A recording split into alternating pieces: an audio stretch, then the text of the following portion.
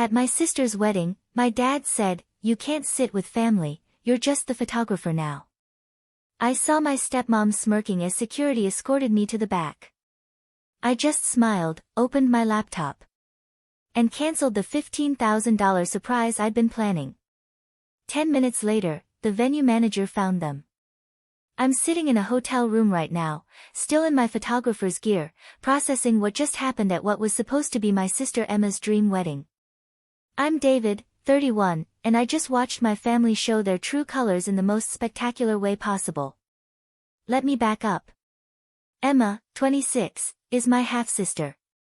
Same dad, different moms. Our dad remarried when I was 12 to Linda, who brought her own daughter Sarah, also 26, into the mix. Growing up was complicated, but I thought we'd moved past the blended family drama. I was wrong. I'm a professional photographer specializing in weddings and events. Built my business from nothing over the past 8 years. I'm not rich, but I do well enough to live comfortably and help family when needed. Emma asked me to photograph her wedding 6 months ago. I was honored. This was my baby sister's big day. Here's what she didn't know. I'd been secretly planning to give her and her fiancé Mark a honeymoon to Europe as my wedding gift. 15 grand for 2 weeks in Italy and France, all expenses paid. I'd been saving for months, had already booked everything under a different name, was going to surprise them during the reception speech. I wanted to do something special because Emma had always been the one family member who never made me feel like an outsider. The wedding was at this gorgeous vineyard outside the city. I arrived early to set up equipment, scout locations, coordinate with the other vendors. Everything was perfect. The weather was ideal, the venue looked stunning, Emma was radiant.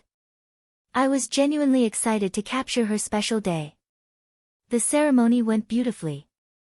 I got amazing shots of Emma walking down the aisle, the vows, the kiss, all of it. Emma kept catching my eye and smiling during the ceremony. She looked so happy.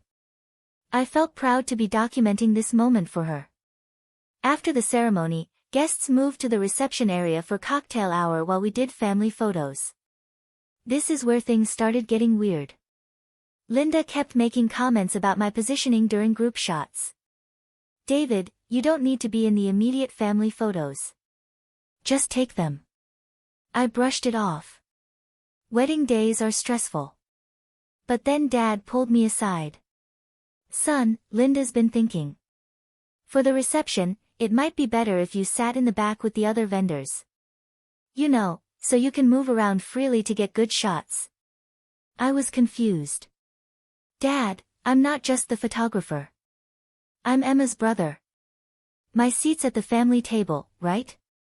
He looked uncomfortable. "Well, we had to make some adjustments to the seating chart." I walked over to the family table to check. My nameplate was gone. In its place was someone I didn't recognize.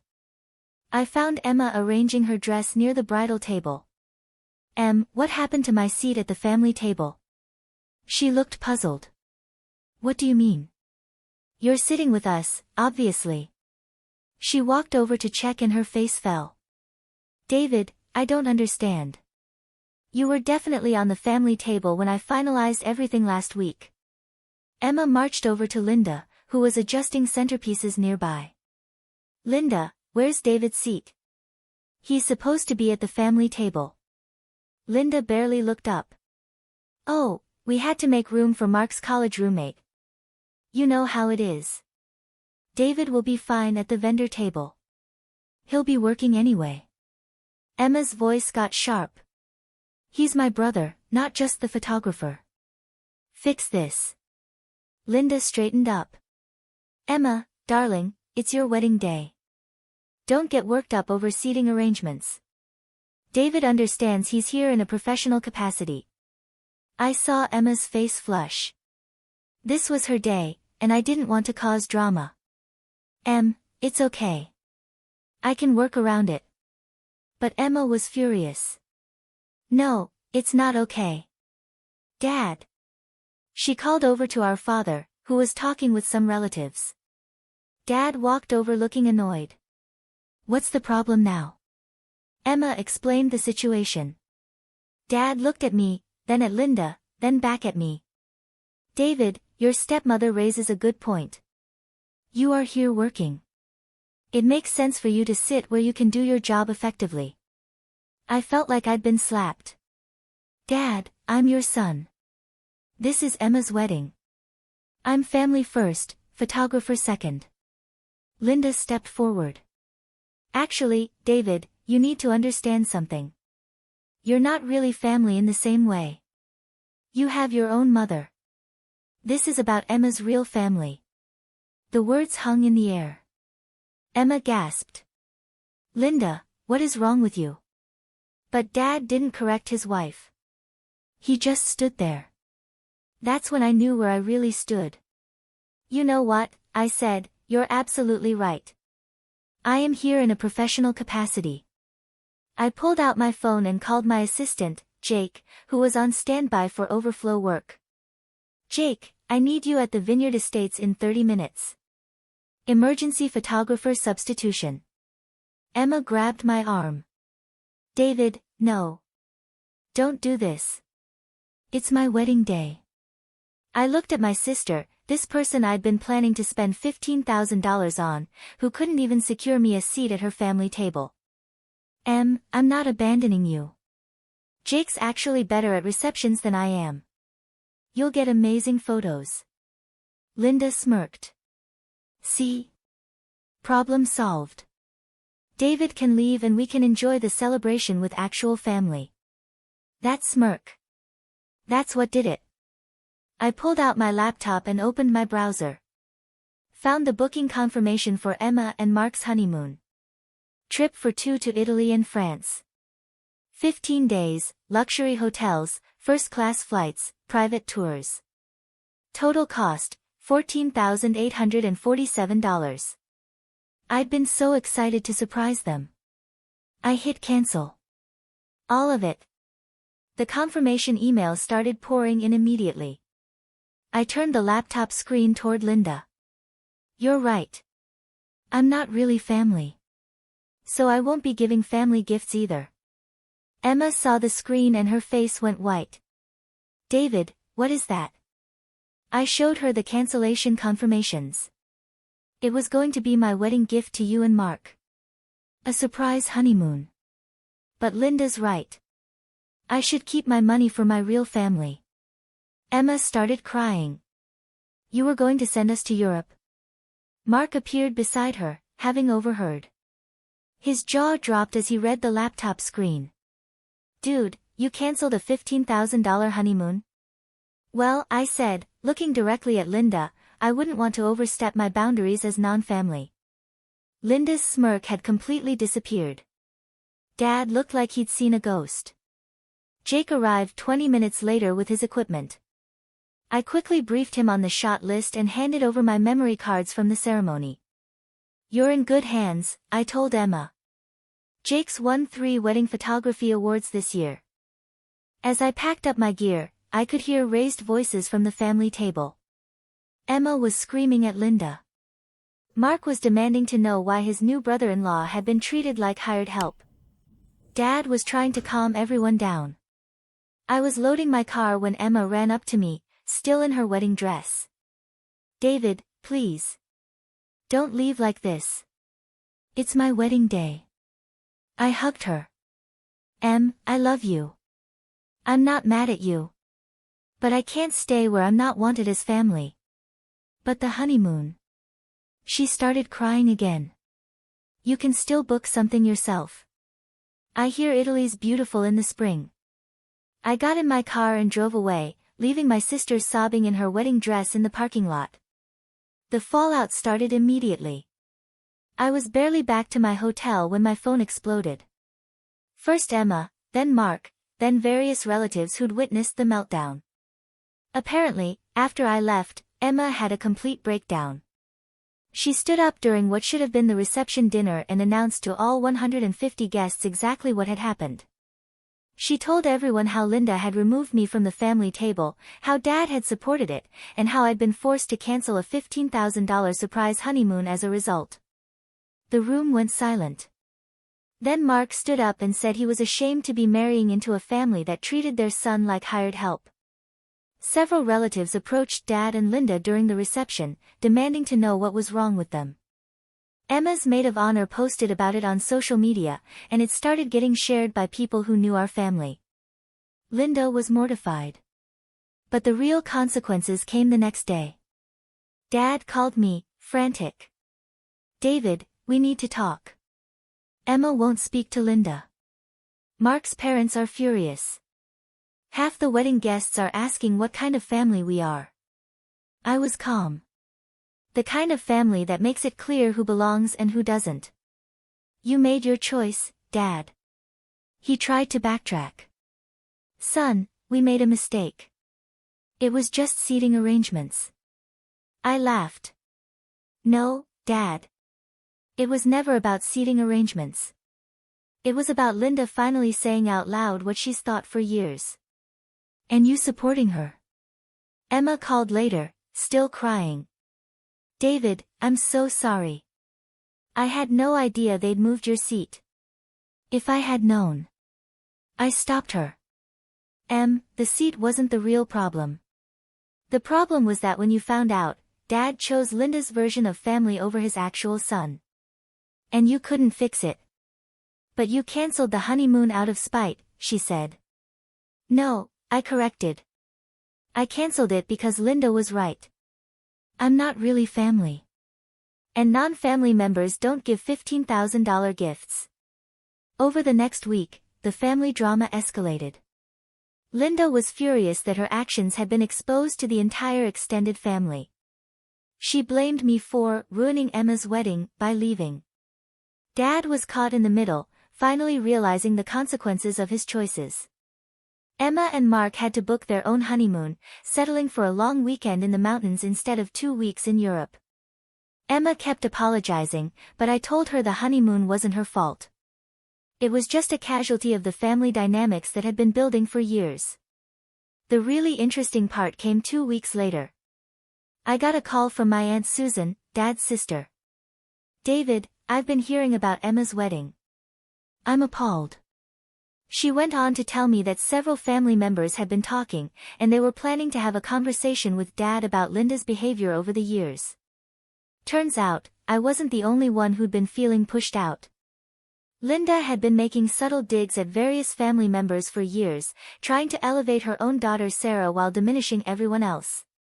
The wedding incident was just the most public example. 3 weeks after the wedding, Dad showed up at my apartment. He looked exhausted. "Son, we need to talk." He came in and sat down heavily. "Linda and I are having problems. She's been difficult since the wedding. Blaming everyone but herself." I made coffee and sat across from him.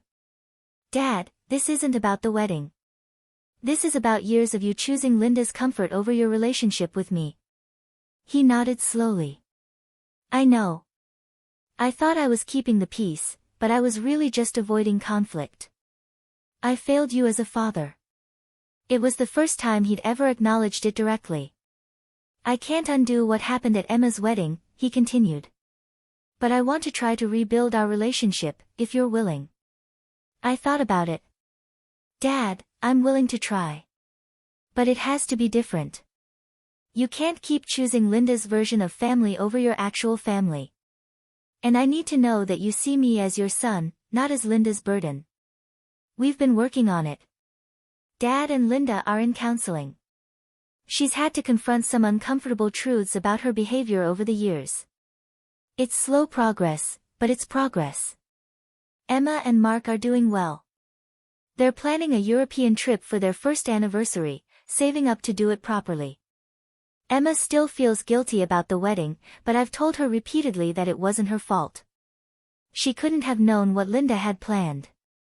The family dynamics have shifted significantly. Linda's influence has waned as other family members have started pushing back on her behavior. Sarah, her daughter, has actually been surprisingly supportive of me throughout this whole thing. Turns out she'd been feeling pressured by her mother's expectations too. I've learned some valuable lessons from this experience. First, you can't maintain relationships with people who don't respect you, even if they're family. Second, sometimes the most loving thing you can do is set clear boundaries, even when it causes immediate pain. The photography business is doing better than ever. The story of Emma's wedding has somehow gotten around in my professional circles, and several potential clients have mentioned hearing about the photographer who stood up for himself. Apparently, word of mouth about having principles is good for business. I've also reconnected with some relatives I hadn't seen in years, people who reached out after hearing about the wedding incident. These conversations have reminded me that family isn't just about blood relations or legal documents. It's about people who choose to value and support each other. Last week, I got an unexpected call. It was Mark. David, Emma, and I have been talking. We want to pay you for the wedding photography. Jake did a great job, but you were there for the ceremony and family photos. Those are the pictures that matter most to us. I was touched. Mark, you don't need to pay me. Emma's my sister. He insisted. No, man. You were right that day. If we're going to treat you like family, we need to act like it consistently. That means respecting your professional work too. They paid me full rate for the wedding photography, plus a bonus for the family drama. Emma included a note, "Thank you for showing me what it looks like to stand up for yourself. I'm still learning, but I'm trying to be braver like you. I've been thinking about forgiveness lately. I'm not ready to forgive Linda for years of subtle cruelty and manipulation. But I'm working on forgiving Dad for his weakness in enabling her. And I've forgiven Emma completely, because she was caught in the middle of a situation she didn't create. The $15,000 I would have spent on their honeymoon.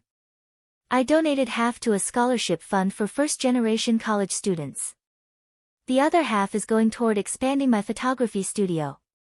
Sometimes the best investment you can make is in yourself and people who truly appreciate your generosity." Next month, Emma and Mark are hosting a small dinner party. They've explicitly told Linda that if she can't treat me with respect, she's not welcome. Dad supports this boundary, which represents real progress in our relationship. I realized something important through all of this. For years, I'd been so focused on proving I belonged in the family that I'd accepted treatment I would never tolerate from anyone else. The wedding incident forced me to recognize my own worth and demand the respect I deserved. Looking back, leaving that wedding was one of the best decisions I've ever made. Not because I wanted to hurt Emma or cause drama, but because I finally stopped accepting crumbs and started expecting the full meal. Sometimes you have to be willing to walk away from a table where you're not truly welcome in order to find where you actually belong. The family is still rebuilding, but it's happening on healthier terms now. Linda's learning to respect boundaries. Dad's learning to prioritize his relationship with me. Emma's learning to stand up for the people she loves. And I've learned that real family acts like family, consistently and without conditions. My phone just buzzed with a text from Emma. "Dinner party planning meeting tomorrow. Your input needed on menu and guest list. Also, Mark wants to know if you can take some photos of the house for our anniversary album." Family rate applies, obviously. I smiled reading it. This is what family should feel like. Not perfect, but trying. Not without conflict, but with respect. Not conditional love, but the kind that shows up even when it's uncomfortable. I'm heading to that planning meeting tomorrow. Not as the photographer, not as the outside observer, but as Emma's brother. As family. It took a cancelled honeymoon and a public meltdown to get here, but sometimes that's what it takes to clear the air and start over. The best part? I genuinely like the person I've become through this experience. Someone who knows his worth, sets clear boundaries, and doesn't settle for being anyone's afterthought. Even if it took a family crisis to get there, I'm grateful for the lesson. Sometimes the most expensive gift you can give yourself is self-respect. Worth every penny. Please subscribe to our channel, and tell us in comments from where are you watching this video.